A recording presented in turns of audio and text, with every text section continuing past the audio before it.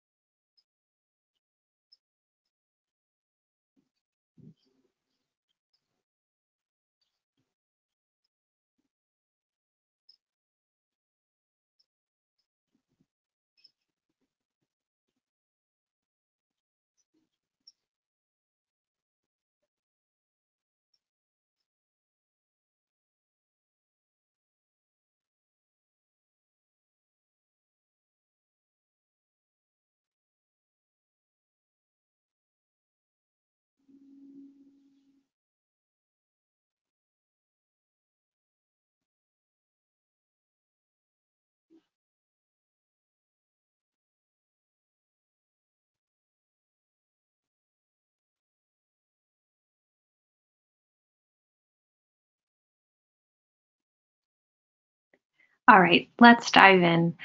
Thank you for joining us today. I'm Megan. I'm going to be giving the presentation. And today we're going to be talking about how to create great sponsored content. And by sponsored content, we mean the content behind your ad creatives themselves. How you can make great landing pages to engage people on the open web, and what that means in terms of your content strategy and your editorial strategy moving forward. Specifically, we'll also dive into content that converts for performance KPIs and for those of you looking to drive leads or purchases using content moving forward. If you don't know who we are at Taboola, we work with 20,000 companies, including agencies, advertisers, and publishers worldwide. We reach over 1.4 billion people a month on the open web. And we've taken a lot of data from those interactions on the open web to determine what makes great sponsored content to reach those users and help you develop great ad creatives and landing pages moving forward. So without further ado, let's dive in. I'm Megan. I'm Taboola's Senior Content Marketing Manager. I have a bachelor's degree in journalism and media studies. I started my career in journalism for about 3 or 4 years. I was a local journalist in different counties in New Jersey. And I've taken a lot of that writing background and those storytelling experiences with me into my marketing roles. I've been in content marketing now for about 7 years, 3.5 of which have been at Taboola. And most of my background has been in technology. I've worked in ad tech, martech, HR tech, security, doing everything from storytelling, data, and distribution. If you'd like to connect with me, you can tweet me at Megan Rose M or connect with me on LinkedIn. I'd be happy to answer any questions or get to know you guys personally after the webinar. So looking forward to that. So when you think about content on the open web in particular, you're looking to map your content to your specific KPIs. Last week, with Rachel Zalta, who is our head of research in this webinar series, we presented how to build a great content strategy. And I'm going to be kind of piggybacking off of what she talked about today. But the first step in her strategy and in a good content strategy is mapping your content to different areas of the funnel. In order to do that, you need to think about your audiences first. So we've taken 3 basic audiences mapped to the 3 basic funnel steps: awareness, consideration, and decision, to frame the conversation for how to build great content to reach each stage in the funnel. And to do that, we've built some fun personas for you, which we also used in our webinar last week. So meet Alex. He's 32. He's at the awareness stage. He doesn't know about you at all, or he doesn't think he needs your product or service. Anna, who's 21, is more in the consideration stage. She wants to use your product or service, but she's also considering your competitors. She knows that she needs what you're offering, but she's not sure that you're specifically the right fit for her. And Joseph, he's 53. He was excited to hear about your product or service, but he hasn't converted for some reason. Either he came across you somewhere in your ad campaigns and he totally forgot to sign up or make a purchase. Maybe he put something in his cart and hasn't checked out yet.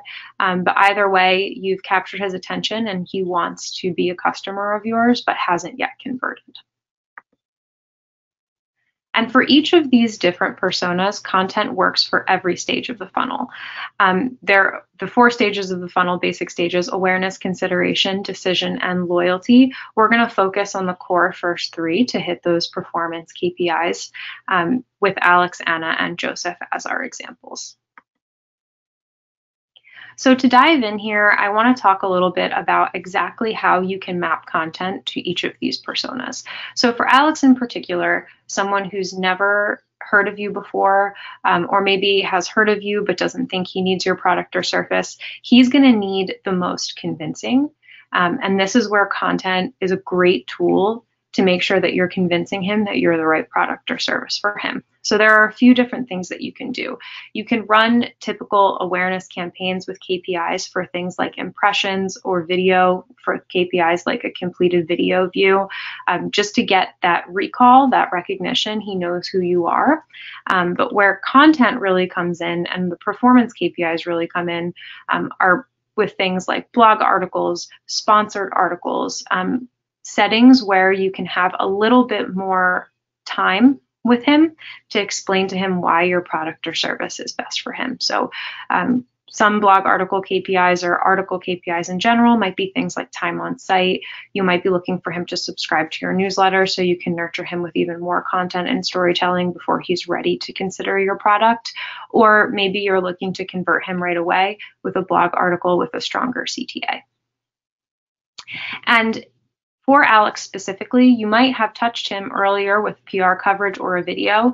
Those blog articles or sponsored articles are great retargeting tools for people in the Alex persona that might not have interacted with you the first time, but you're looking for a little bit more of a hard conversion moving forward. At the consideration stage, we have Anna. She knows that she wants your type of product or service, but maybe isn't sure that you're the one for her. She's a great candidate for a blog article with a product CTA, or maybe even just a traditional landing page, maybe something that's a little bit more long form. She too is going to need a little bit more convincing, a little bit more storytelling in order to be convinced that she needs to make a purchase. And again, for those that in the Alex persona that hadn't converted, retargeting them with content that you're creating for the Anna persona might help move them down your funnel a little bit more. And then finally, we have Joseph, who definitely wants your product, wants to make a purchase, but either forgot or hasn't converted for some reason, he's a great candidate to be retargeted with a product landing page with the KPI of a purchase, or even an article with the KPI of a purchase. And we'll show you the differences between what those two things look like today. And then finally, just as a note, there are many ways in which content can work to drive loyalty in your customers, specifically with content related to your specific product itself. This is a great way to retain your customers and retarget the Josephs of the world who might want to remake purchases or re-interact with your brand in some way moving forward. So to give a little bit more of a concrete idea of what that looks like, I'm going to pick on 3 different verticals here. For an example, a food delivery or a meal kit service, something that's very relevant right now in times where people are home consistently. So for Alex, the Alex persona, you might be targeting him with some PR coverage with a CSR initiative that you're doing to feed the homeless, or a recipe video like those tasty videos that are so possible, just to get him to recall your brand and know who you are. But in order to really move him down the funnel, you're going to need a little bit more of a storytelling platform to convince him that your product is right for him to begin with. So he doesn't even think he needs food delivery or meal kit service. Articles with topics like meal prep tips for less stressful work nights. Here's how to cook healthy meals that taste indulgent easily. Eat well even if you have no idea to cook. You're qualifying him or inspiring him to think about your product or your service, a food delivery or meal kit service in this case, and get him to move a little bit further down the funnel. In Anna's case, she knows that she's looking for a little bit of help cooking her nightly meals, or maybe some recipe inspiration, or some food delivery to her home. An article that speaks a little bit more directly to your product or service will be helpful in converting her. Something like, this meal kit is becoming essential for work from home workers, right? She might be working from home now, like many people are with our current global situation, or something in the form of a long form product landing page with a little bit more text and a little bit more storytelling while still looking like a traditional landing page.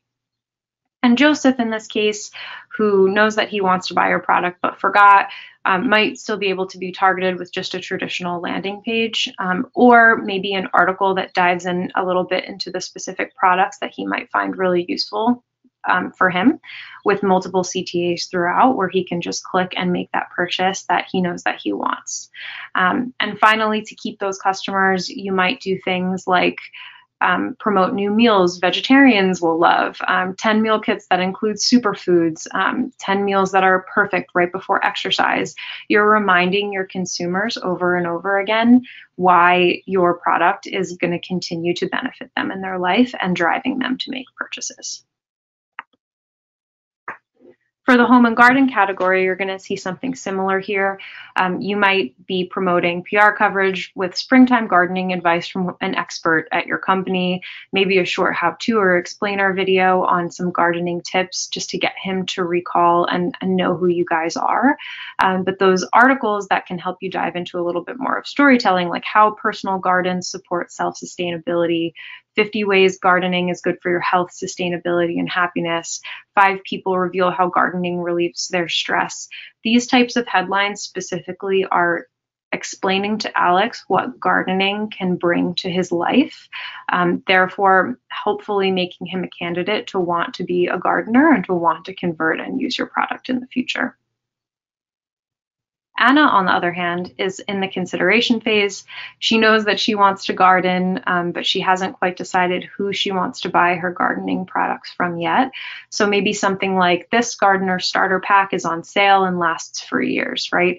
The fact that it's on sale might drive her to choose you. The fact that it's long lasting might drive her to choose you. Whatever your unique selling points are, this is the time to present them to Anna, so she can help make that educated decision on whether or not your product is the right one for her. And you can do something similar in a long form landing page that looks a little bit more like a traditional landing page. Both types of content would work really well for her as well. And Joseph, again, knows that he wants to garden. He's looking for products out there. He might have seen you before, might have just forgotten to make the purchase or didn't make a checkout for some reason. You can retarget him with those product landing pages that he was previously interested in, or maybe an article with a roundup of all of those gardening tools for beginners, and maybe reminding him if they're on sale, or some other value proposition to get him to act now and create that sense of urgency for him. And finally, on the loyalty front, helping consumers know that you're going to consistently be valuable to them. If your plants are dying, try these seeds instead. These vegetables are perfect for dry climates, gardening boots and gloves that last. Just consistently surfacing products to the consumers that you know want to interact and want to buy with you to keep them loyal and help retain them in the long run.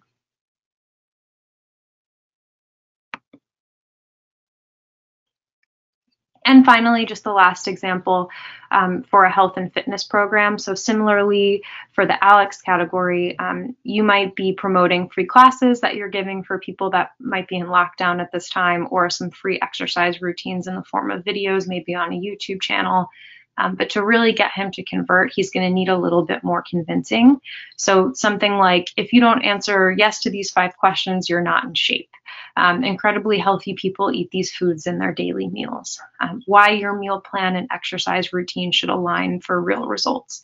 Again, you're encouraging him or explaining to him why your program might be a good fit for him, even if he feels like it might not be.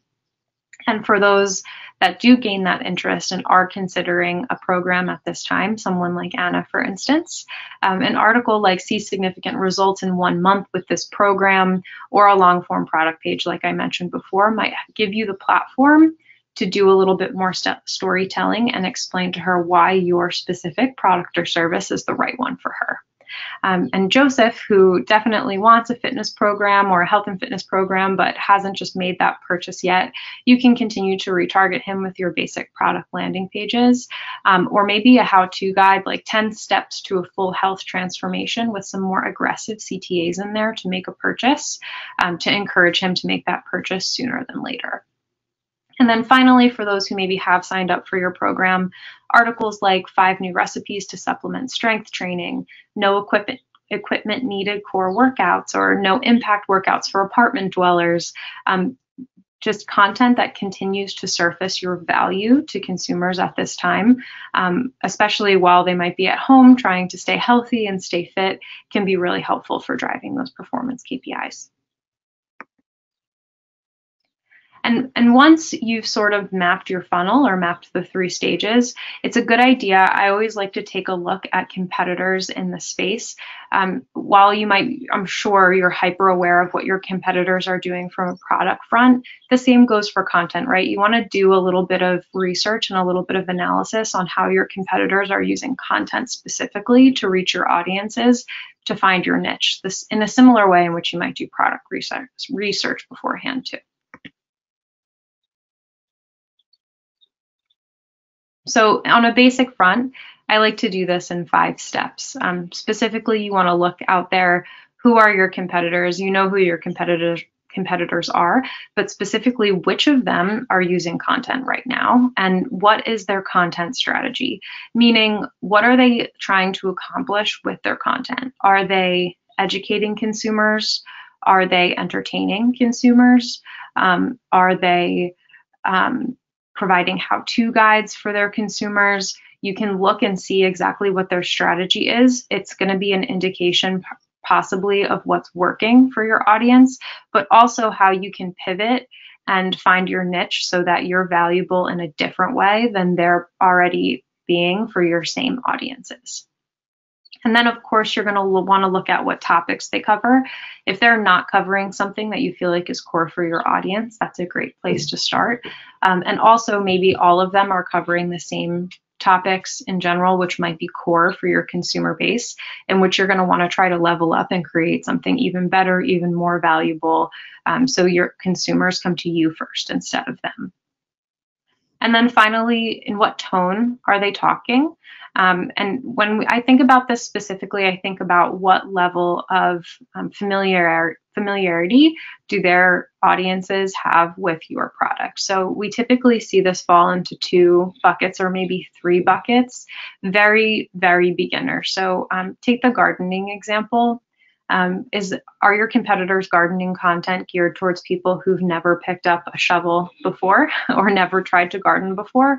Are they speaking to maybe people that are a little bit more advanced in their gardening skills and want to do things like grow exotic plants instead of maybe just an at-home garden, which something like a beginner might want to target? Or are they talking to people who are extremely advanced and trying to hit that market of people who are going to be evangelists for their product? Again, you're going to want to think about which of those audiences is the right fit for you, and also how you can pivot and fill a niche that maybe your competitors aren't currently filling. Maybe your competitors are really hitting that mid-market advanced segment, which is something that we see a lot. When people go to write content, they definitely have this gut that they want to showcase their expertise, which is certainly valuable. But the tone in which you do so, if you're coming across more advanced, you might be losing people who are beginners or feel like there's a lot of friction coming in to your product or your service or whatever it may be. And speaking to them plainly might be a good strategy for you. Or maybe your competitors are already all speaking plainly and you want to be the more advanced player in the space. Either way, thinking about that tone is the best way to determine how you can create that content effectively, which all comes together to my last and final point, which is find your niche. The most success that you're going to find specifically on the open web is going to be in a niche of content that people haven't seen before. So while there's some content out there that your competitors might be producing, you're going to want to find what makes you stand out and what makes you different from them, using things like your unique selling points, pain points that your competitors might not be hitting, and also a different tone strategy than maybe what you're seeing out there on the market today.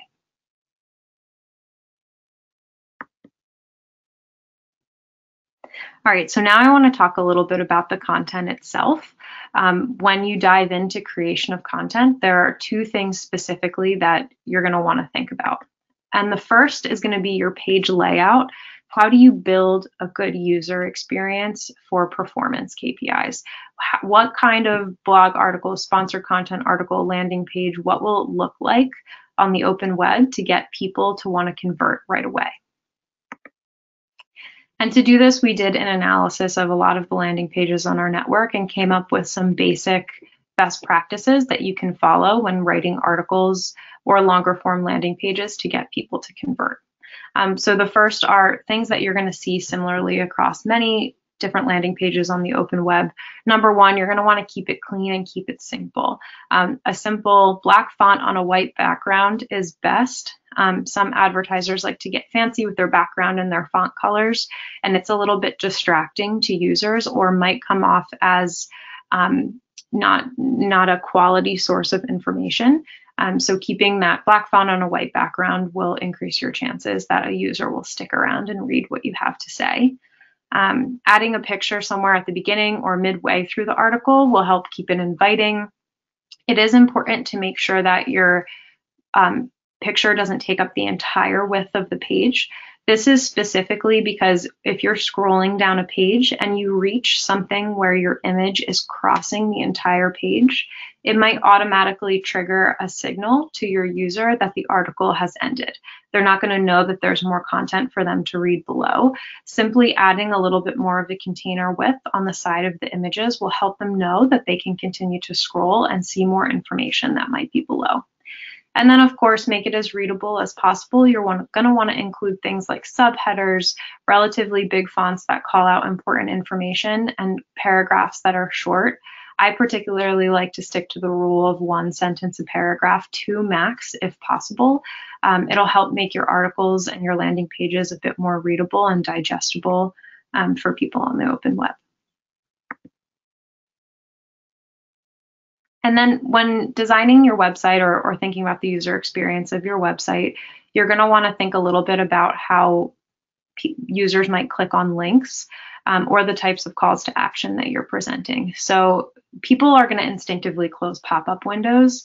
If you need to rely on a pop-up, make sure it's triggered only once, and when the user has truly engaged with your page, maybe 3/4 of the way down, they've definitely been sticking around for a certain amount of time. And link carefully. If you need to link outside of your site, make sure those links pop up in a new tab. The likelihood that a user will return back to your page after clicking on a link and the page refreshing to an entirely new page is less than if it pops up in a new tab and they just close whatever that link was and going back to the regular article. It gives them more of an opportunity to engage with you. And finally, what I see as the most important is thinking a little bit about call to action placement. So we recommend not putting calls to action on the right rail of your blog articles. We have noticed right rail blindness in our users. They're going to miss it, or they're going to ignore it and not pay attention to it. It's been overused on the web over years and years and years, and it's not going to drive the performance that you're intending it to. And also, don't place any calls to action below other actions that you want your users to take. So this is most commonly seen where people will place calls to action below the comment section, but you might have other things like links to more articles there, surveys for your users to take. The call to action should be what they see first when ending the article. We also do recommend putting a less aggressive call to action 1/3 of the way down the page. And we do recommend that it looks like text. So you can hyperlink text in a separate row as a call to action. So the user experience is fluid. You're not disrupting the user as they're reading through the article, but they're seeing and reading the call to action and perhaps clicking that link and going to a landing page where they can convert. And finally, when thinking about exactly what those CTAs will say, you're going to want to say it as simply as possible, especially at that bottom landing page. So when you're using your first calls to action, remember these users need a little bit more storytelling in order to be convinced. So that adage where keep your calls to action as short and simple as possible 1/3 of the way down the page, your user has only read 1/3 of your article at that point. They might not have been convinced, or you might not have gotten the opportunity to tell your entire story. You can use things like an incentive to take action, a discount, add a little bit more text, a little bit more explanation as to why the user needs to convert before hyperlinking that text. And then finally, at the bottom of your landing page, when they've read your entire story, hopefully they're convinced of your value proposition and want to convert. That's where you can use a little bit more of a traditional, shorter, and aggressive call to action to help them convert a little bit more easily.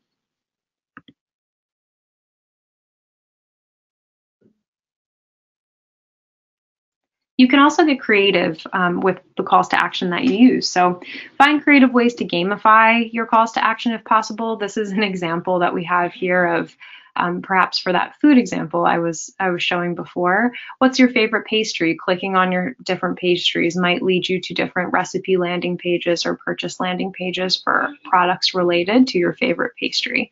But it is important, even when gamifying things, to make sure that you're not making your CTA look like a banner. A lot of people naturally want to put a box around their CTA or color the background in some way because they think it makes it stick out on the page a little bit more. But as part of that blindness that I was talking about before, we naturally see those things as advertisements. It's like a natural effect of what we call banner blindness a lot. If it looks like a banner ad or something that's a call to action, a user will naturally ignore it. And also the floating CTAs in the footer is something that we don't recommend. Users will likely miss this as well. You're always, of course, going to want to be testing your landing pages. Habits change and evolve depending on who your particular audience is. And in those A/B testing strategies that you're implementing, we also recommend A/B testing the type of content. So we're talking a lot here about editorial content, but interactive elements, photo galleries, quizzes, videos on your specific landing page or embedded in an article might be better for your particular audience when it comes to engaging them effectively.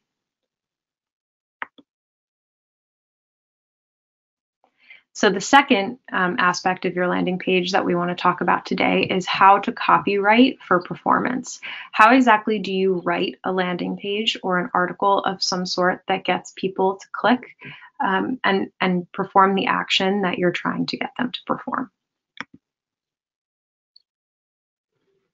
So the first step, the most important thing, is your title. This is what's likely going to be running in your ad creatives across the open web, and it's the first thing that users see when they land on your landing page. And it's there specifically to capture your reader attention.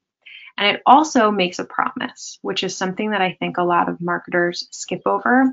You're promising your readers that you're going to give them the information that's in that title that you've written, which means that not only does the content below it, of course, need to match the title, but it also needs to have the same message as your sponsored content card. And in our next webinar in this series, we're going to talk about sponsored content best practices. We're going to have a whole webinar about this, so I recommend that you tune in next week. But today we're just going to dive into the editorial content itself. So for the example, for the entire copywriting example, I'm going to pick on our health and fitness brand. We're going to look at a creative based on creatives that say incredibly healthy people eat these foods in daily meals. If I click on that creative and I land on an article, I'm going to want to see a specific type of article after clicking that creative. So I might want to see an article, of course, with the exact same title. That's a great user experience, or maybe something like 5 superfoods to take your health to the next level, how these ingredients boost health and fitness, these secret ingredients boost health and strength all in one. All 3 of those titles or 4 of those titles directly match my expectations after clicking on that ad creative. What I don't want to see is something like 5 recipes with affordable ingredients, how to cook after a long day easily and healthily, fitness tricks to complement healthy meals, these belly-busting foods can trim down your waist. There's nothing wrong with these titles standing themselves, but they do not match the value proposition from the sponsored content card that I clicked on to begin with.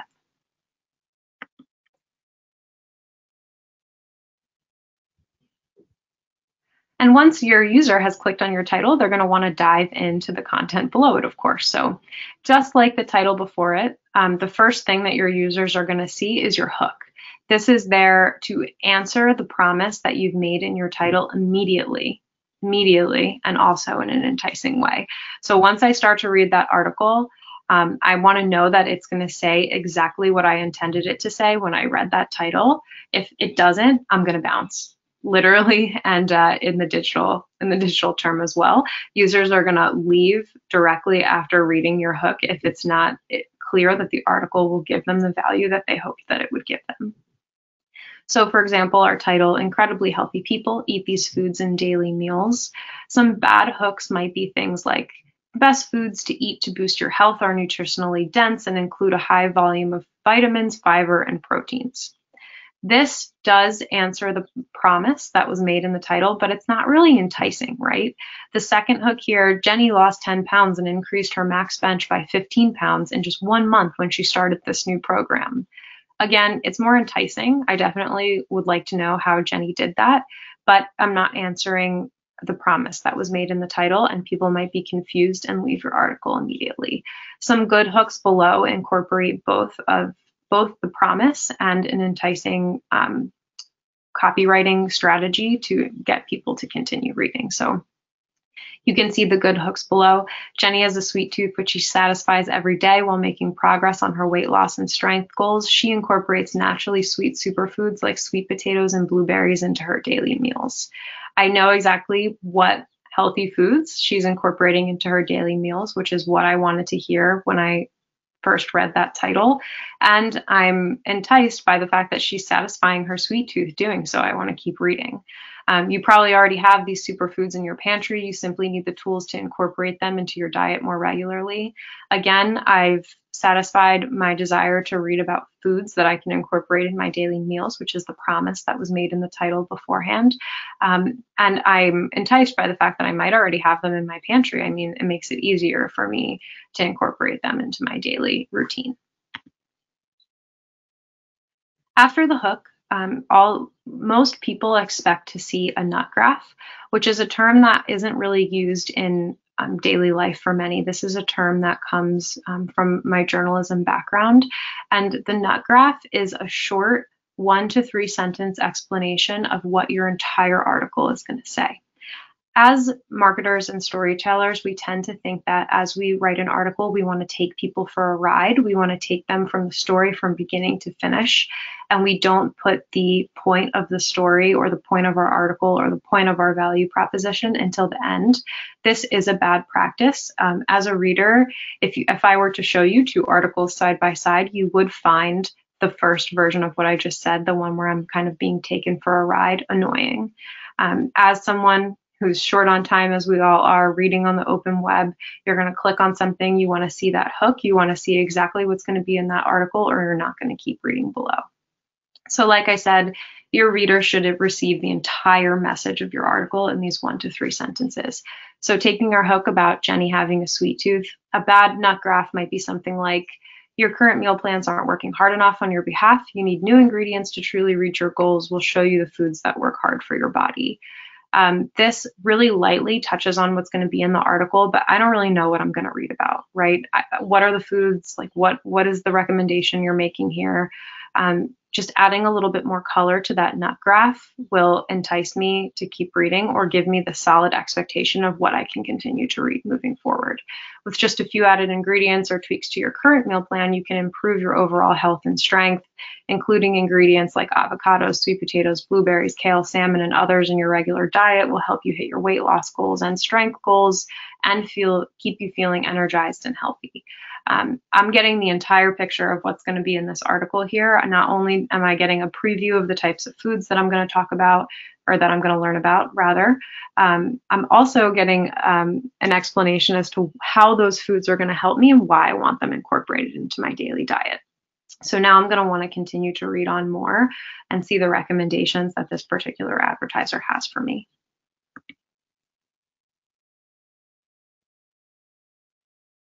So after the nut graph, which might be the only other thing in your introduction, or you might have a few more sentences after that, but after the meat of your nut graph have been presented, this is a good time to present your first CTA.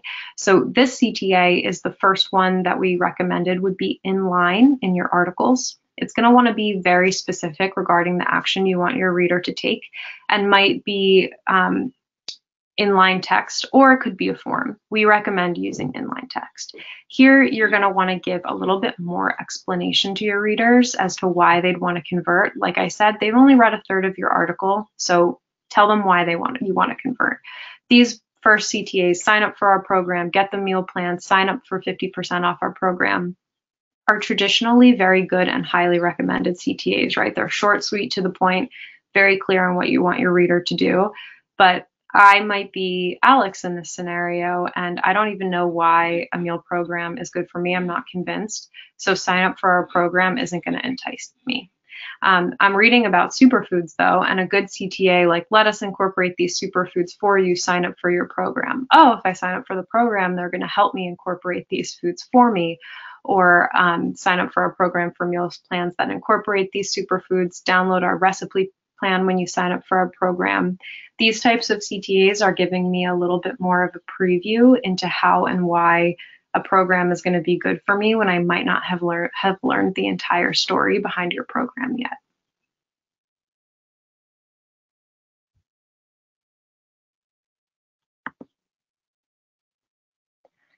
So next, you're going to want to dive into the meat of your article. I'm not going to dive into exactly how you should write every single paragraph throughout the article. It's sort of up to you and your story and your brand and your audience.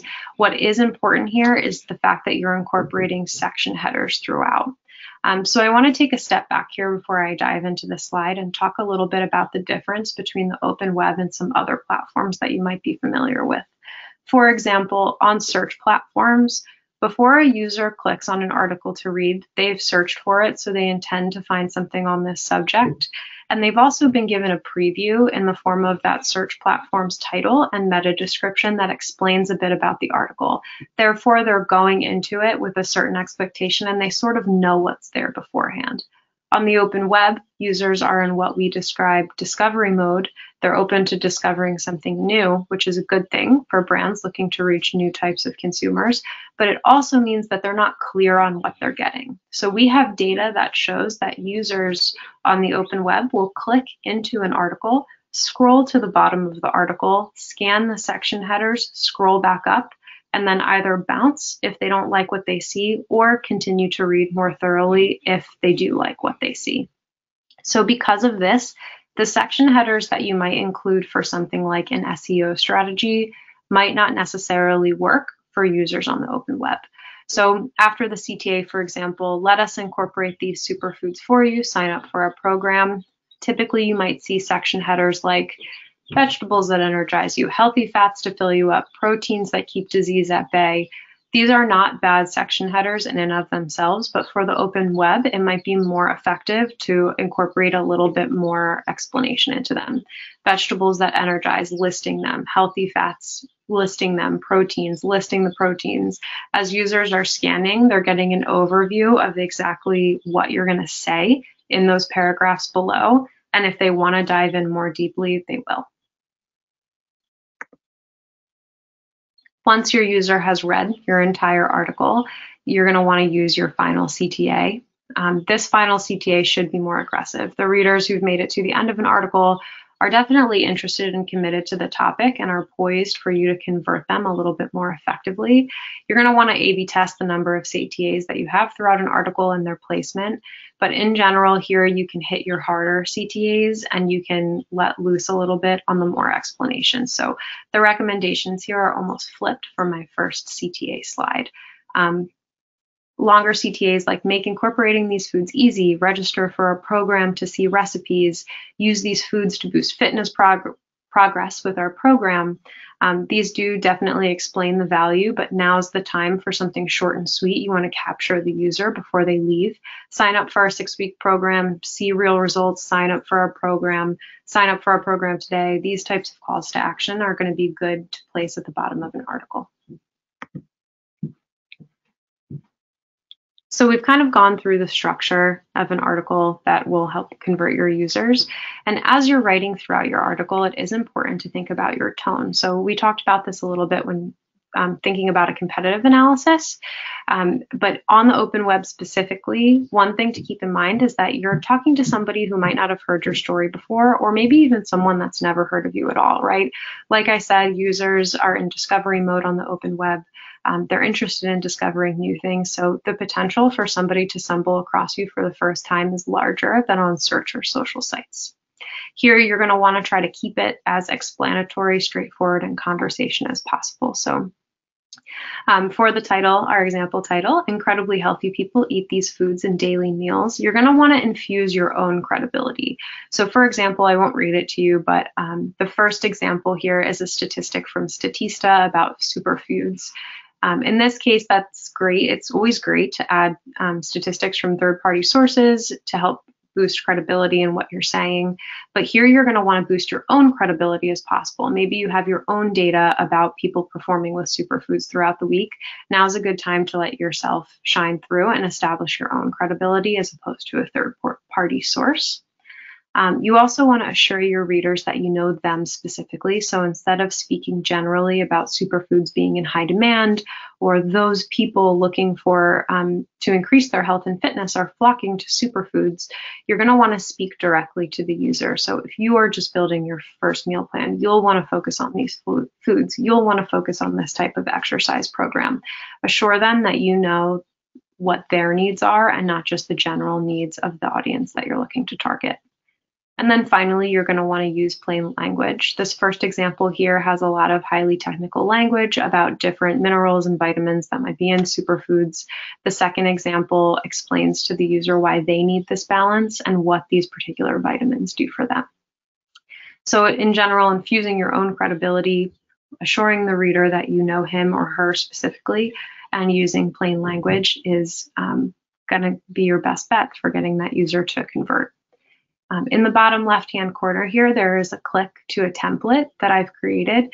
It's also in the handout section on the right side of your GoToWebinar control panel if you'd like to download it. It's basically a template with all of these examples that I've gone through today that you can use to work through your own articles for the open web to help adapt them a little bit for performance.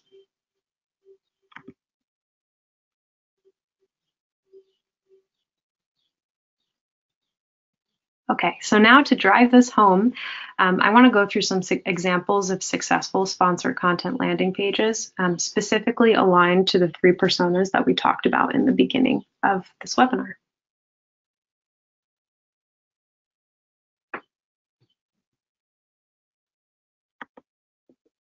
So let's all remember Alex. Alex is at more of a brand awareness or an awareness stage. He doesn't think he needs your product or service, might not know about you guys. These are the types of landing pages that work well for him. I'm going to go through some case studies here of things that we've seen particularly successful.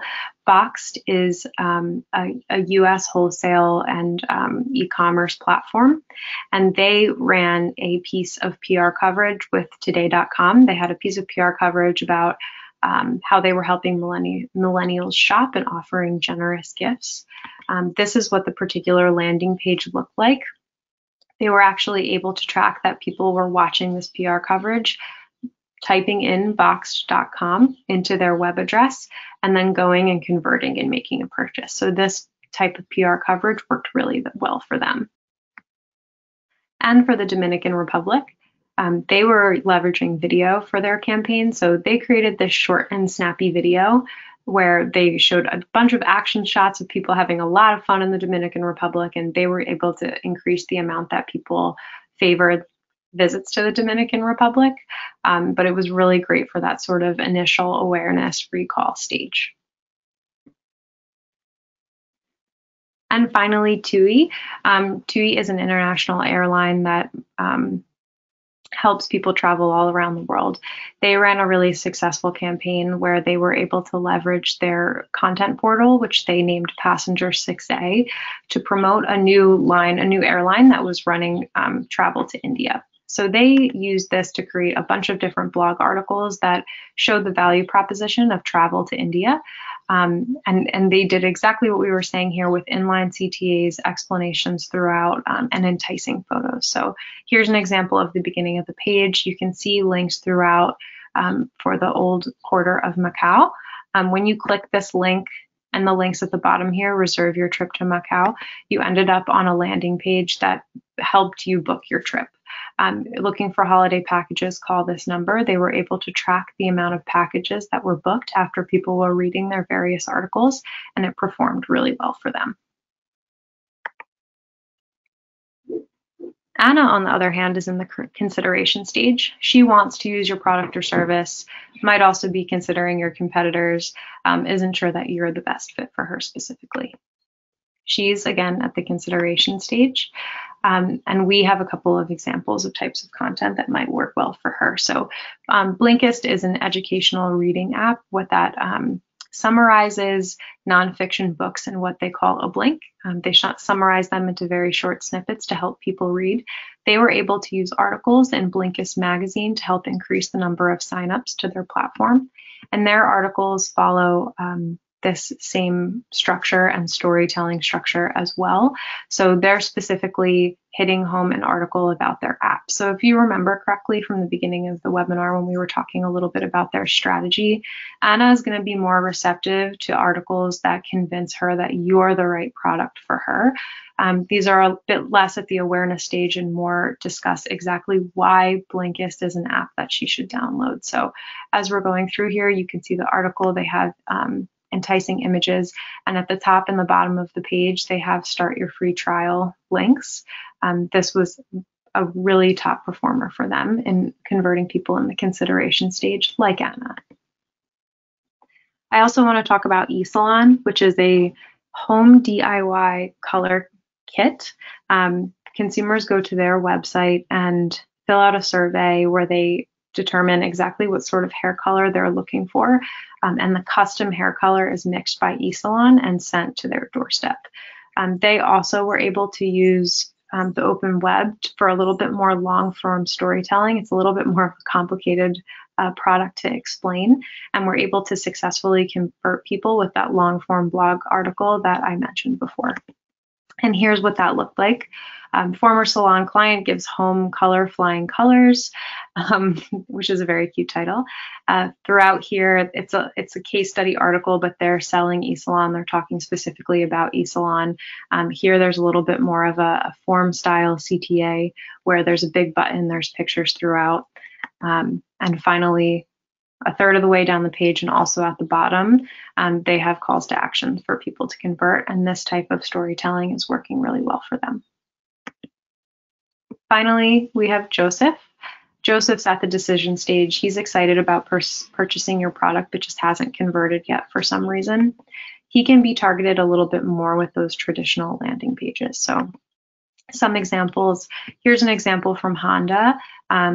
They were looking to increase the amount of people searching for dealerships in Australia.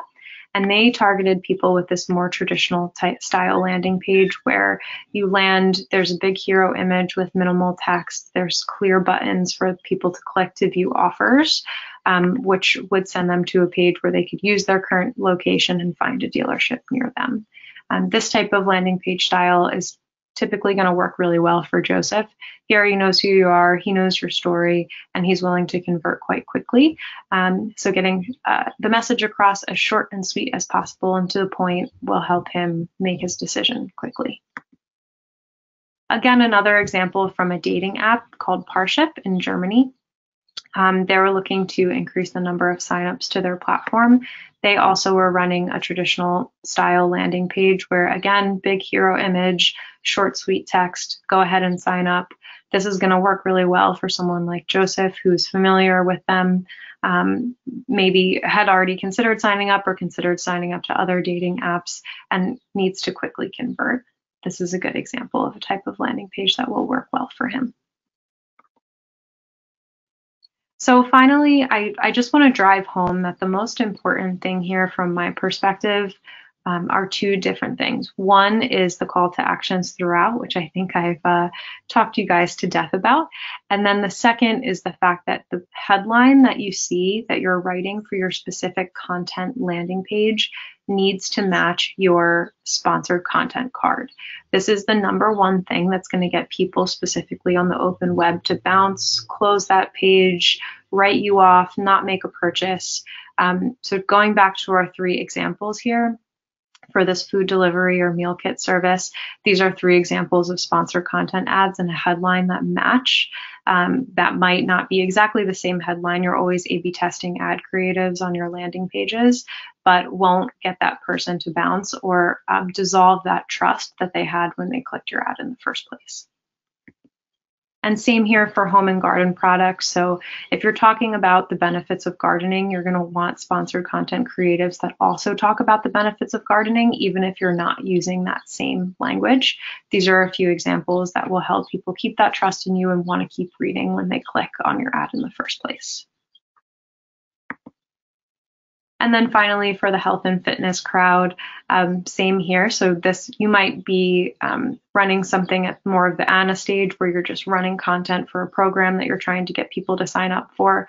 If you're doing that, that's great. You just want to make sure that the headlines in your sponsored content creatives match as well. So see significant results in 1 month.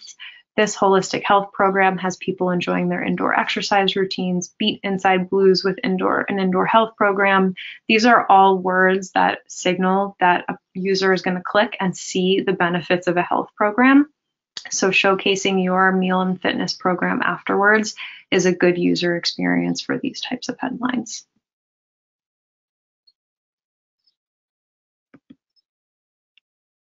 And that's it. I do want to mention that this webinar is a part of a webinar series that we're running here at Taboola. You can see the full series at explore.taboola.com/Taboola Insights webinars.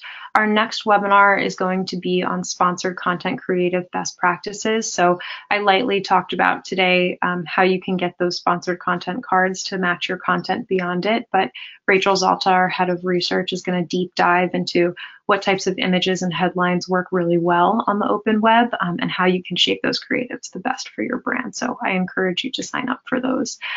Next week, we'll also be running a webinar on COVID-19 marketing strategy. So the world has changed significantly in the past few months, as we all know. And we're providing some insights into specifically how marketers can alter their marketing strategies quickly and effectively for this new world that we're all experiencing today. All right, so I'd like to open it up to any questions. On the right-hand side in your GoToWebinar module, there's a section there where you can chat different questions to me. So I'm just going to take a look real quick. Before I dive into the questions, or maybe while you guys are typing them out, I did want to mention that everyone will receive the deck and the recording for this webinar after the fact. We'll send it out in an email to you. Whether or not you attended for the full time, all registrants will receive all of the materials at hand. Okay, so let's take a look at some of these questions. All right, so scrolling through, a lot of people are just asking generally where they can find content ideas for their brand. So this is a big one, and competitive research certainly helps, like I mentioned. I also like to get inspiration from the types of headlines that are working across different platforms. So we specifically have a trend site called trends.taboola.com, and there are 3 different portals that I use there. One is the headline tool. The second is there's keywords, and then there's phrases. So keywords and phrases are great for thought starters. They pull out the different keywords that are getting high click-through rates, and you can filter there by country, by vertical, and by language. So you can see which keywords are driving the most clicks, and depending on who you are and where you are in the world. The phrase tool does the exact same thing. It surfaces phrases that people are clicking on the most, which might help to provide some color behind the keywords, or bring to light some different topics that you can use. Okay, so looking through this, how long should my content be? So I'll answer this one because I definitely have a unique opinion on this. A lot of people will tell you that your content should be as short and sweet as possible. A lot of different content marketing and social media marketing think tanks run studies on this that say your article should always be between 1,000 or 1,500 words. Throughout my career and my experience, this is something that really needs to be A/B tested for you and your audience. But in general, I don't think that hitting a keyword count is very important. I think that as long as your article can be 2,500 words, if every single one of those words is working and valuable for your readers and for your audience, and making sure that you're cutting out any extraneous information is going to be the best possible tool for you when looking to convert people. You know, we're all short on time, we're all scanners. If there's anything extraneous in there, you're going to lose someone. But if you do have a lot to say, I don't think you need to cut it up into 3 or 4 articles just for the sake of hitting a 600 word count. All of the information that's necessary for a reader to see can be there as long as it's structured and of course, all valuable to them.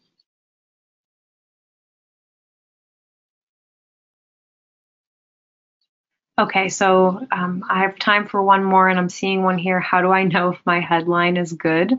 I'm going to sound a little bit repetitive here, but of course, you know, your own A/B testing. I also use various headline strategies. If you just search for different headline templates, there's a lot of really good thought starters out there that you can look at to help write template or headlines and certain templates that people know work over and over again. However, I would say that those templates tend to get tired after a while, right? Creative fatigue is a very real thing. And if people are out there using numbered lists, or another popular one I see a lot, the ultimate guide to whatever it is, how-tos, certain question formats, you're going to want to be testing them live and A/B testing them on your own to make sure that your audiences aren't getting fatigued by them. On that trend site that I mentioned, we do have a titles tool where you can go in and type out your own specific headline and test. We give a predictive CTR so you can rank them in terms of which will have higher click-through rates than others. I use it all the time. It's my favorite tool on the site, and I highly recommend it to you guys. Okay, well, thank you so much for joining us today. We hope to see you at another webinar in the Taboola Insights series and beyond. And thank you for joining. We'll see you soon.